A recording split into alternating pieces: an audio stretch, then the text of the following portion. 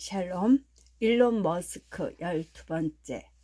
머스크가 기울인 노력은 차를 더 아름답게 만들었을지 모르지만 회사의 현금도 빠르게 소진시켰다. 게다가 그는 회사가 더 빨리 움직일 수 있도록 더 많은 인력을 고용할 것을 에버하드에게 거듭 촉구했다. 2006년 5월 무렵 직원 수가 70명에 이르렀고 투자자들로부터 자금을 조달하기 위한 또 한 번의 라운드에 들어가야 할 상황이 되었다. 타페닝은 재무 분야가 아닌 컴퓨터 소프트웨어 전문가였지만 회사의 CFO 역할을 하고 있었다. 그는 이사회 회의에서 머스크에게 자금이 부족하다고 말해야 하는 누구도 원하지 않는 임무를 맡았다. 원래 계획했던 것보다 더 빨리 그런 일이 벌어졌는데 그 주된 이유는 일론의 뜻대로 채용에 박차를 가했기 때문이었지요. 타페닝의 회상이다. 그 이야기를 듣고 일론은 미친 듯이 화를 냈습니다.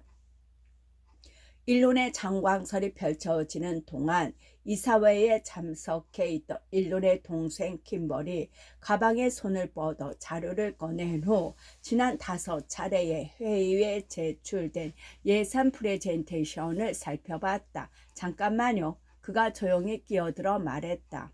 의장님이 밀어붙인 예산에 없던 6명의 신규 채용 비용을 제외하면 사실상 목표에 부합하는 수준으로 진행되고 있는 겁니다. 머스크는 잠시 멈춰서 스프레드시트를 살펴본 후 그 지적에 수긍했다. 좋아요. 자금을 더 조달할 방법을 찾아야 할 것 같군요. 머스크가 말했다. 타페닝은 킴벌을 안아주고 싶은 마음이 들었다고 말한다.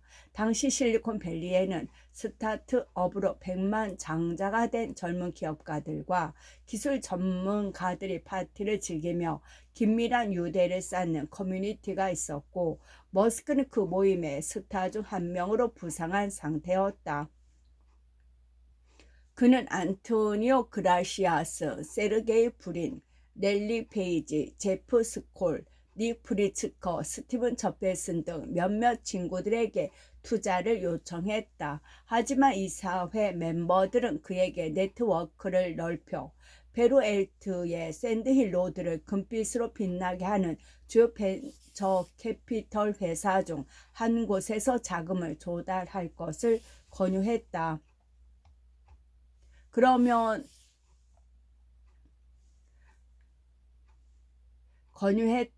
그러면 돈뿐만 아니라 테슬라에 대한 타당성 인증까지 얻어낼 수 있을 터였다. 먼저 그는 그 옛날 비디오 게임의 개척 기업인 아타리와 애글, 구글 등에 대한 초기 투자로 실리콘밸리의 제왕이 된 세쿼이아 캐피털에 접근했다. 이 회사는 풍자적 재치와 문학적 소양을 갖춘 웨일스 태생의 전지 저널리스트로서 머스크와 티리 페이팔의 격동기를 성공적으로 헤쳐나가도록 도움을 주었던 마이클 모리츠가 운영하고 있었다. 머스크는 그를 실물 크기의 로터스 시제품에 태우고 드라이브를 했다. 운전대를 잡은 일론 옆에 앉아 서스펜서도 없는 그 작은 차가 눈 깜짝이는 것보다 더 짧은 시간에 0에서 60마일까지 치달리는 것을 보고 몸으로 느끼는 것은 정말 살 떨리는 경험이었지요. 모리츠는 말한다. 이보다 더 무서운 일이 어디 있을까 싶었어요. 모리츠는 정신을 추스른 후 머스크에게 전화를 걸어 투자하지 않겠다고 말했다. 그 차는 정말 멋지지만 토요타와 경쟁할 수는 없다는 판단이네. 한마디로 미션 임파셔블이지. 몇 년 후 모리츠는 일론의 투지가 지닌 힘을 제대로 알아보지 못했다고 인정했다. 그래서 머스크는 앨런 셀즈먼과 짐 마버가 이끄는 벤티지 포인트 캐피털에 손을 내밀었다. 이 회사는 2006년 5월에 마감된 4천만 달러 규모의 자금 조달 라운드에서 주요 투자자가 되었다. 셀즈먼은 말한다. 경영에 내포된 에버하드와 머스크라는 이중성이 걱정되었지만 그것이 바로 이 짐승의 본성이라는 것을 깨달았지요. 그 이중성은 자금 조달 라운드를 발표하는 보도자료에는 분명하게 드러나지 않는다. 머스크는 자신이 회사의 창업자 중 한 명으로 명시되지 않은 그 보도자료를 사전에 보지 못했다. 테슬라 보터스는 2006년 6월 마틴 에버하드와 마크 티페닝에 의해 설립되었습니다. 보도자료는 그렇게 전명했다. 에버하드는 머스크가 투자자가 되어준 것에 대해 정중히 감사를 표한 것으로 인용되었다. 우리는 모든 자금 조달 라운드에 적극적으로 참여하고 이사회의 리더십을 발휘하는 등 미스터 머스크가 테슬라 모터에 대하여 보여준 지속적인 신뢰를 자랑스럽게 여깁니다. 창업자 논쟁. CEO에서 축출된 후에도 페이팔의 대변인으로 남기를 원했던 일화에서 알 수 있듯 머스크는 대중의 관심을 어색해 하면서도 열정적으로 갈망했다. 그는 리 아이아코카나 리처드 브랜슨처럼 방송에 나가 제품을 홍보하는 사람이 되지도 않았고 TV 인터뷰라면 물불을 가리지 않고 달려드는 나방이 되지도 않았다. 가끔 컨퍼런스에 참석하거나 잡지의 인물 소개 기사를 위해 가만히 포즈를 취하기만 했지만 그는 트위터에 자신의 생각을 덜어놓거나 팟캐스트로 사람들을 즐겁게 해주는 것이 더 편하다고 느꼈다. 밈 활용의 대가인 그는 소셜미디어에서 논란을 불러일으키고 논쟁을 벌여 공짜로 홍보하는 방법에 대한 영리한 본능을 보유했지만 사소한 일을 놓고 수년간 고민할 수도 있었다. 한 가지 변함없는 것은 세간의 인정을 받는 것에 대한 그의 민감함이었으며 누군가 자신이 물려받은 부 때문에 성공했다고 그릇되게 암시하거나 자신이 설립에 도움을 준 회사의 창업자로 불릴 자격이 없다고 주장하면 피가 끓어오르곤 했다. 페이팔에서 벌어졌던 그 일이 이제 테슬라에서도 벌어지고 있었다. 두 사건 모두 소송으로 이어졌다는 공통점도 있다. 2006년 에버하드는 어느 정도 유명 인사가 되어 이를 향유하고 있었다.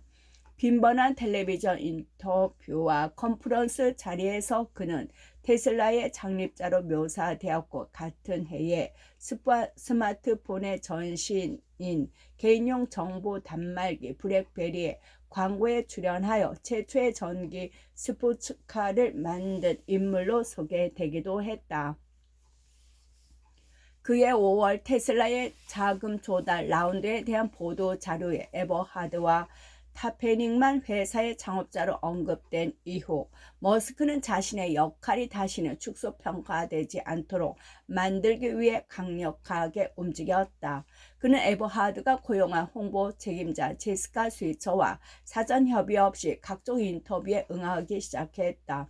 그녀는 머스크가 회사의 전략에 대해 공표하는 것이 문제가 된다고 생각했다. 어느 날 차를 타고 가던 중 그녀는 에버하드에게 왜 일론이 이런 인터뷰를 하는 거죠? 라고 물었다.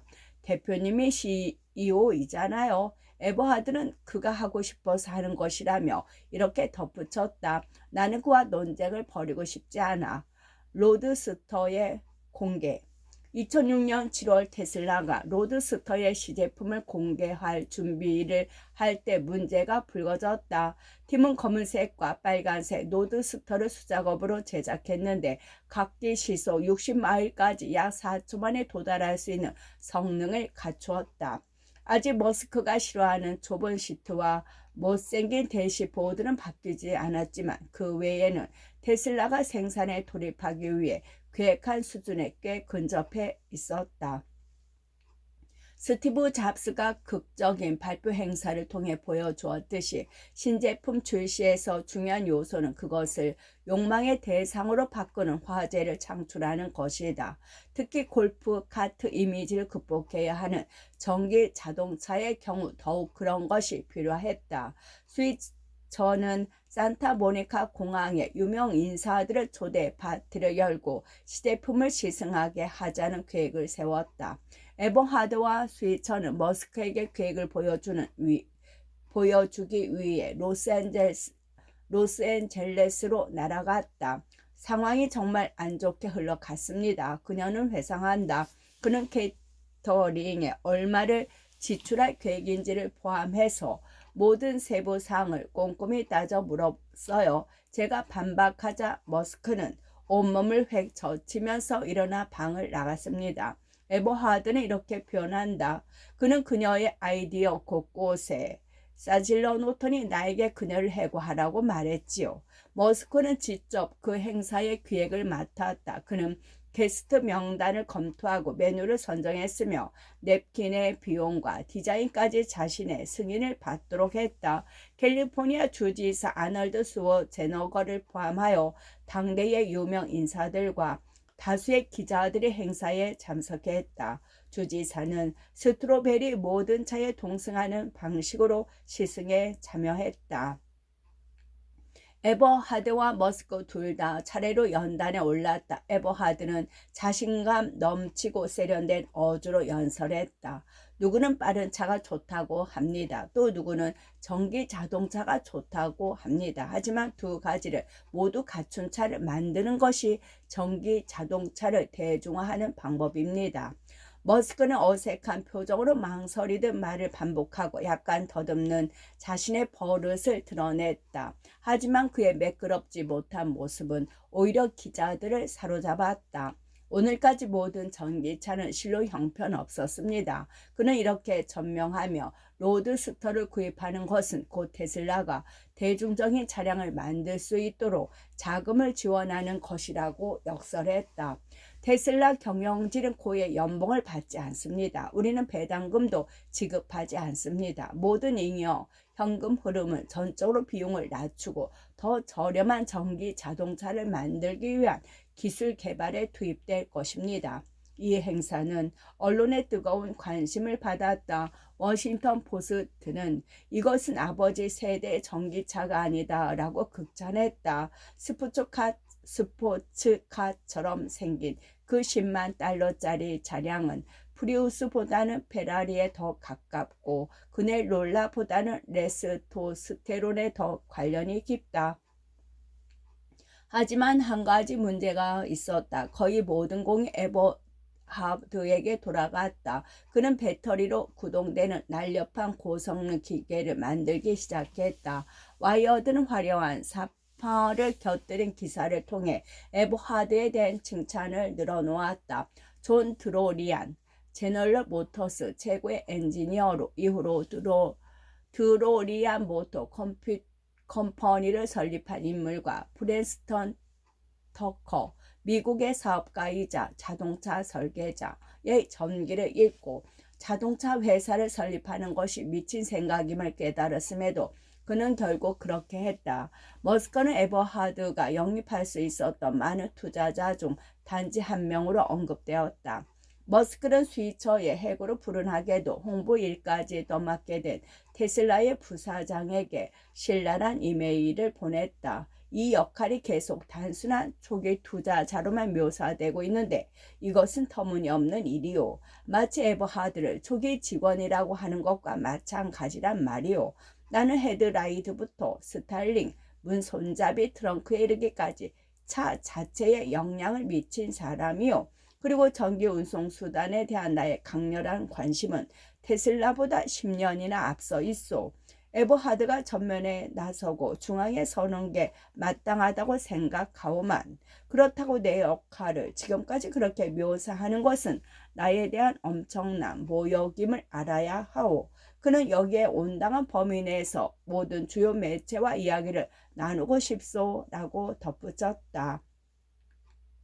다음날 뉴욕타임스는 머스크에 대한 언급조차 없는 4초 만에 시초 0에서 60마일까지라는 제목으로 테슬라에 대한 찬사를 게재했다. 설상가상으로 이 기사에서 에버하드는 테슬라의 의장으로 묘사되었고 유일하게 실린 사진은 그가 타페닝과 함께 서 있는 모습이었다. 뉴욕타임스 기사를 보고 엄청난 모욕감과 당혹감을 느꼈습니다. 머스크는 에버하드에게 그리고 회사가 고용한 홍보 대행 업체인 PCGAC에게 이렇게 이메일을 보냈다. 내가 언급조차 되지 않았을 뿐 아니라 마틴이 실제로 이 사회 의장으로 소개됐습니다. 이런 일이 또다시 발생한다면 테슬라와 PCGC의 관계는 즉시 종결되는 것으로 아시길 바랍니다. 머스크는 자신의 중심적인 역할을 강조하기 위해 테슬라의 웹사이트에 회사의 전략을 설명하는 짧은 에세이를 게시했다. 테슬라 모터스의 비밀 마스터 플랜 우리끼리만 합시다 이라는 건방진 제목의 이 글은 다음과 같이 선언했다. 테슬라 모터스의 가장 중요한 목적, 그리고 내가 이 회사에 자금을 지원하는 이유는 채굴 연소 중심의 탄화수소 경제에서 태양광 전기 경제로의 전환을 촉진하는 것입니다. 이를 실현하는 데 핵심적인 것은 타협 없는 전기 자동차이며 그것이 바로 테슬라 로드스터나 포르쉐나 페라리와 같은 가솔린 스포츠카를 정면 대결해서 이길 수 있도록 설계된 이유입니다. 혹자는 이것이 실제로 세상에 도움이 되는지 의문을 품을지도 모릅니다. 우리에게 정말 또 다른 고성능 스포츠카가 필요할까요? 실제로 전 세계 탄소 배출량의 변화를 가져올 수 있을까? 글쎄요. 대답은 아니오와 그다지가 되겠지요. 하지만 이는 요점을 놓치는 것입니다. 위에서 암시한 비밀 마스터 플랜을 이해하지 못하는 것이기에 그렇습니다. 거의 모든 신기술은 최적화되기 전까지, 특히 초기에는 높은 단가가 발생하며 이는 전기 자동차의 경우에도 마찬가지입니다. 테슬라의 전략은 고객이 프리미엄을 지불할 준비가 되어 있는 고가 시장에 진입한 다음 후속 모델을 출시할 때마다 최대한 빨리 단가를 낮추고 판매량을 늘리는 것입니다. 또한 머스크는 슈퍼히어로 영화 아이언맨을 찍고 있던 배우 로버트 다우니 주니어와 감독 존 페브로 스페이스 X 공장을 둘러보도록 초대함으로써 자신의 인지도를 치솟게 만들었다.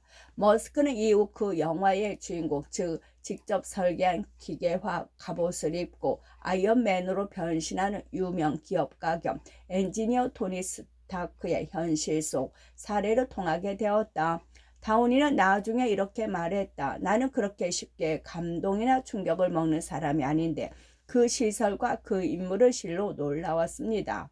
다우니는 스타크의 작업장으로 설정한 세트장에 테슬라 로드스터를 배치해 달라고 요청했다. 머스크는 나중에 아이언맨2에 직접 잠깐 등장하기도 했다. 2006년에 공개된 로드스터의 시제품은 머스크가 목표했던 첫 번째 단계, 즉 전기차는 골프 카트와 같은 박스형 버전이 될 수밖에 없다는 환상을 깨트리는 것에 성공했다. 슈워제너거 주지사는 $100,000의 대금을 선물로 내놓았고 배우 조지 클루니도 뒤를 따랐다. 머스크의 로스앤젤레스 이웃으로 걸스곳 아이드라는 TV 시리즈를 제작한 존 프랜시스는 장갑 트럭에 현금 $100,000를 실어 보냈다.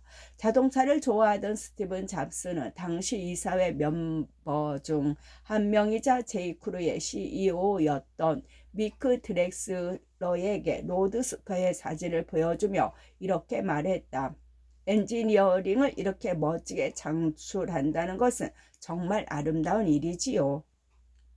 제너럴 모터스는 얼마 전 전기 자동차의 형편없는 버전인 EV1을 단종한 상태였고 영화 제작자 크리스 페인은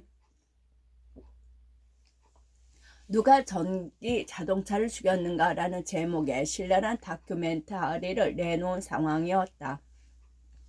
이제 머스크와 에버하드와 테슬라의 용감한 팀이 미래를 되살릴 태세를 갖추었다. 어느 날 저녁 에버하드는 자신의 로드스터를 몰고 실리콘밸리를 돌아다니고 있었다. 신호등 앞에 멈춰선 순간 액세서리로 도배된 아우디를 몰고 있던 한 젊은 애가 옆에 차를 세우고는 엔진을 부르릉거리며 스피드 경주 도전 신호를 보냈다. 신호가 바뀌자 에버하드는 그 애가 먼지를 뒤집어쓰게 만들었다.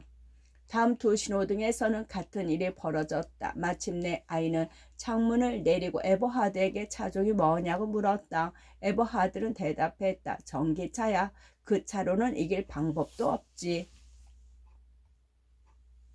22장 화절 레인 스페이스X 2005에서 2006년 태평양 한가운데의 발사대.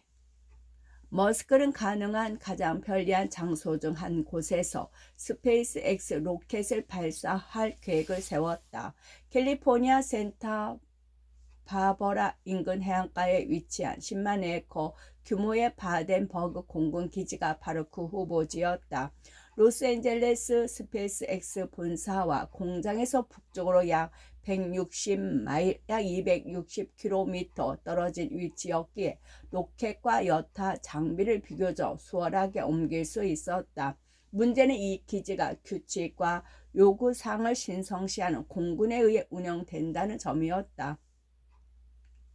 모든 규칙에 의문을 제기하고 그렇지 않다는 것이 입증되기 전까지는 모든 요구사항을 어리석은 것으로 간주하는 문화를 주입하고 있던 머스크와는 어울릴 수 없는 상대였다. 공군과 우리는 그렇게 서로 맞지 않는 부분이 많았습니다. 당시 스페이스X 수석 발사 엔지니어였던 한스 콰니스만은 말한다. 그들의 요구사항 가운데 어떤 것들은 하도 어처구니가 없어서 일론과 내가 웃다가 숨이 막힐 정도였습니다. 퀘니스만은 잠시 생각에 잠기더니 덧붙였다. 아마 그들도 우리를 그렇게 비웃었을 겁니다. 설상가상으로 당시 바덴버그는 10억 달러 규모의 극비 첩보 위성을 발사하기 위해 군에서 사용할 예정이었다. 2005년 봄 스페이스X 펠건 1호가 준비되고 있을 무렵 미 공군은 첩보 위성이 안전하게 발사될 때까지 스페이스X는 바덴버그의 발사대를 사용할 수 없다고 선언했다. 아울러 그들은 사용 가능한 시점을 판단할 수 있는 일정표를 제공할 수 없다고 덧붙였다. 스페이스X는 자사가 들인 비용이나 추가적으로 발생하는 비용을 어느 누구에게도 전가할 수 없었다. 원가 가산 방식으로 계약한 것이 아니었기에 위성을 발사하거나 특정 지점에 인도할 때만 대금을 지급받을 수 있었다. 반면에 로키드는 일정이 지연될 때마다 이익을 얻었다. 2005년 5월 공군 관료들과의 전화회의에서 스페이스X가 조만간 발사 허가를 받아낼 길 없음을 깨달은 머스크는 팀 부자에게 전화를 걸어 짐을 싸라고 지시했다. 로켓을 다른 장소로 옮기기로 한 것이다. 다행히 사용 가능한 장소가 하나 있었다. 하지만 바덴버그와 같은 제약이 없는 만큼 바덴버그와 같은 편리도 누릴 수 없는 곳이었다. 퀸 쇼웰은 2003년 말레이시아와의 통신 위성을 발사하는 600만 달러 규모의 계약을 체결한 바 있었다. 문제는 그 위성이 너무 무거워서 지구 표면의 상대적으로 빠른 자전 덕분에 위성 발사에 필요한 추가 추진력을 얻을 수 있는 적도 근처에서 쏘아 올려야 한다는 것이었다. 쇼웰은 퀴니스만은 스페이스X를 칸막이 방으로 불러서는 세계 전도를 펼쳐놓고 적도를 따라 서쪽으로 손가락을 움직였다. 태평양의 반을 가로지를 때까지 아무것도 보이지 않다가 마셜 제도가 나타났다. 로스앤젤레스에서 약 4,800마일, 약 7,700km 떨어져 있으며 국제 날짜선 근처라는 것 외에는 별다른 특징이 없었다. 한때 미국 영토로 핵무기 및 미사일 시험장으로 사용되던 마셜 제도는 독립공화국이 되었지만 여전히 미국과 밀접한 관계를 유지하며 미국의 군사 기지를 두고 있었다. 마셜 제도 중 하나가 바로 산호와 모래로 이루어진 작은 섬들로 구성된 콰절레인 환초였다. 콰즈라는 약칭으로 불리는 콰셜레인 섬은 환초에게 가장 큰 섬으로 기숙사 같은 낡은 호텔과 공항처럼 보이려고 애쓰는 간이활주로로 있는 미군 기지가 자리였다. 일주일에 3차례 호놀룰루에서 출발하는 항공편이 있었는데 경유 대기 시간까지 고려하면 로스앤젤레스에서 콰즈까지 가는 데는 20시간 가까이 걸렸다. 콰즈에 대한 조사에 들어간 쇼웰은 엘라베마주 헌츠빌에 본부를 둔 미 육군 우주 미사일 방어 사령부에서 콰즈 군사 시설을 운영한다는 사실을 알게 됐다. 그곳의 책임자는 팀 망고 소령이었는데 머스크는 그 이름을 듣고 웃음을 터뜨렸다. 마치 드라마 캐치 22에 나오는 장면 같았거든요. 그는 말한다. 미 국방부의 누군가가 열대섬의 기지를 운영할 책임자로 누구를 뽑을지 살피다가 이름을 보고 망고 소령으로 결정한 것 같잖아요. 머스크는 느닷없이 망고 소령에게 전화를 걸어 자신이 페이팔의 창업자였으며 로켓 발사 사업에 뛰어들었다고 설명했다. 망고 소령은 몇 분간 이야기를 듣다가 전화를 끊었다. 웬 미친놈이 전화했다고 생각했습니다. 망고 소령은 훗날 웹진 아스테크니카의 에릭 버거에게 그렇게 말했다. 하지만 전화를 끊은 망고 소령은 구글에서 머스크를 검색해봤다. 100만 달러짜리 맥라렌 옆에 서 있는 머스크의 사진과 그가 스페이스X라는 회사를 설립했다는 내용을 보고 그가 진짜임을 깨달았다. 망고 소령은 스페이스X 웹사이트에 접속해서 회사 전화번호를 찾아 전화를 걸었다. 남아공 억양이 약간 묻어나던 그 사람이 전화를 받았다. 아니 근데 아까 내 전화를 그냥 끊으신 건가요? 머스크가 물었다. 망고 소령은 로스앤젤레스로 방문해 달라는 머스크의 초대에 응했다. 머스크의 칸막이 방에서 잠시 이야기를 나눈 후 머스크는 망고 소령에게 근사한 레스토랑에 가서 저녁 식사를 대접하겠다고 했다. 그는 공직윤리 담당 관에게 확인 전화를 해서 밥값은 본인이 부담해야 한다는 답변을 들었다. 그래서 둘은 방향을 바꿔 애플비스로 갔다. 머스크와 그의 팀원 몇 명을 한 달후 망고 소령과 그의 팀원들을 만나러 헌츠빌로 날아갔다. 이번에는 머리 부분까지 통째로 튀긴 메기 튀김이 주 메뉴인 길가 식당에서 이전보다는 나은 저녁 식사를 했다. 머스크는 메기 튀김과 약간의 허쉬퍼피스, 주로 미국 남부 지방에서 먹는 오수수 가루로 만든 작은 튀김을 주문했다. 그는 망고 소령과 거래를 성사시키고 싶었다. 망고 소령도 마찬가지였다. 콰주에 있는 그의 기지는 다른 많은 기지와 마찬가지로 운영 예산의 절반을 상업계약으로 충당했기에 서둘러 그런 계획을 체결하도록 종용받는 상황이었다. 머스크는 말한다. 망고 소령은 우리를 위해 레드카펫을 깔아주고 있었고 바덴버그 기지의 공군은 냉담하게 어깨를 돌리는 상황이었지요. 로스앤젤레스로 돌아오는 비행기에서 머스크는 팀원들에게 과주로 갑시다 라고 말했다. 몇 주 후 그들은 머스크의 제트기를 타고 외딴 환초로 날아가 개방형 휴이 헬리콥터에 올라 둘러본 후 발사 장소를 그곳으로 옮기기로 최종 결정했다. 낙원의 이면. 몇 년 후 머스크는 콰주로 발사 장소를 옮긴 것이 실수였음을 인정했다. 바덴버그가 이용 가능해질 때까지 기다렸어야 했다. 하지만 그러려면 인내가 필요했고 그것은 머스크에게 결여된 덕목이었다. 물리와 염분 섞인 공기를 처리하는 것이 얼마나 힘든 일인지 몰랐어요. 머스크는 말한다. 우리는 때로 자신의 발등을 찍기도 합니다. 접근하기가 그토록 어려운 열대섬에서 발사하기로 결정함으로써 스스로 성공 확률을 떨어뜨린 셈이지요. 그러고는 웃는다. 상처가 다 아문 지금 콰주는 기억할 만한 모험으로 남았을 뿐이다. 수석 발사 엔지니어 케니스만은 콰주에서 보낸 4년은 우리를 단련하고 유대감을 형성하게 하고 팀으로 일하는 법을 가르쳐 주었지요 라고 설명한다. 강인한 스페이스X 엔지니어들이 콰주의 막사로 이주했다.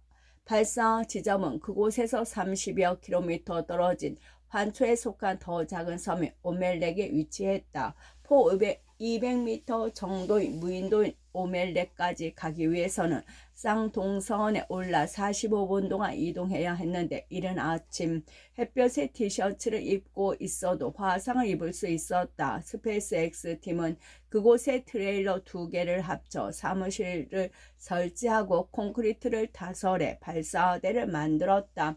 몇 달 후 직원 몇몇은 매일 아침 저녁으로 석호를 건너 것보다 오멜렉에서 잠을 자는 것이 더 편하다고 판단했다.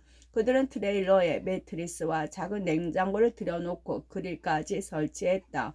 유쾌한 성격의 염소 수염을 기른 튜레키의 출신의 스페이스X 엔지니어 벨렌트 알타는 이 그릴 소고기, 요구르트 굴리사, 고기와 야채로 만드는 헝가리식 슈트를 만드는 한 가지 방법을 완성했다. 분위기는 길리건의 섬, 1660년대 반영한 시트콤과 서바이버, 미국 CBS에서 반영된 리얼리티 프로그램이 뒤섞인 느낌이었지만 차이점이 있다면 로켓 발사에다가 있다는 것이었다. 그들은 새로 파견된 직원이 그곳에서 하룻밤을 묵으면 아웃스웨트, 아웃드링크, 아웃런치라는 문구가 박힌 티셔츠를 선물로 주었다. 머스크의 강요로 직원들은 가능한 한 비용을 절약할 수 있는 여러 방법들을 고안했다. 그중 하나가 경납고와 발사대 사이 150야드, 약 137m 길이의 길을 포장하는 대신 선택한 방법으로 그들은 바퀴가 달린 받침대를 만들어 로켓을 올린 후 합판 조각들을 바닥에 깔고 받침대를 몇 미터 굴린 다음 다시 합판 조각들을 앞으로 옮긴 후에 받침대를 굴리는 방식으로 로켓을 옮겼다. 이 직원들은 얼마나 투박하고 또 얼마나 보잉 스타일과 달랐을까. 2006년 초 그들은 로켓을 발사하지 않은 채 엔진만 잠시 점화하는 고정 점화 테스트를 하기로 했다. 하지만 테스트를 시작한 순간 2단계까지 충분한 전력이 도달하지 않는다는 사실을 발견했다. 굴라시를 만들던 엔지니어 알탄이 설계한 전원 박스에 장착된 커패시터가 발사팀이 사용하기로 결정한 충전 전압을 감당할 수 없는 것으로 드러난 것이다. 알타는 겁에 질리지 않을 수 없었다. 육군이 허가한 고정 점화 테스트 기간이 나흘 후면 끝나기 때문이었다. 그는 서둘러 대체품을 찾아 나섰다. 적절한 커패시터들을 미네소타 소재의 한 전자제품 공급 업체에서 구할 수 있었기에 텍사스의 인턴이 그곳으로 급파되었다. 그 사이에 알타는 오멜렉의 로켓에서 전원 박스를 분리한 후 보트를 타고 콰주로 이동해 공항 밖 콘크리트 바닥에서 잠을 자며 호롤로행 새벽 비행기를 기다렸다. 로스앤젤레스에 도착한 그는 마중 나온 아내의 차에 올라 스페이스X 본사로 이동했다. 그곳에서 그는 새 커패시터들을 들고 미네소타에서 날아온 인턴을 만났다. 그가 문제가 된 전원 박스에 커패시터들을 교체한 다음 그것을 테스트하는 데 걸리는 2시간 동안 옷을 갈아입으러 서둘러 집에 다녀왔다. 그리고 그는 머스크와 함께 머스크의 제트기에 올라 콰주로 향했다. 인턴도 고생한 데 대한 보상으로 비행기에 태웠다. 알타는 그 시점에서 40시간의 대부분 동안 깨어 있었기에 비행기에서 잠을 자고 싶었지만 머스크는 회로의 온갖 세부사항에 대해 질문을 퍼부었다. 헬리콥터를 타고 콰주 활주로에서 오멜렉으로 이동한 알타는 수리한 전원 박스를 로켓에 장착했다. 이번에는 제대로 작동했다. 3초간의 고정 발사 테스트는 성공적이었고 그에 따라 펠컨 1호의 첫 번째 완전 발사 일정이 몇 주 후로 잡혔다. 23장 발사 실패 끝.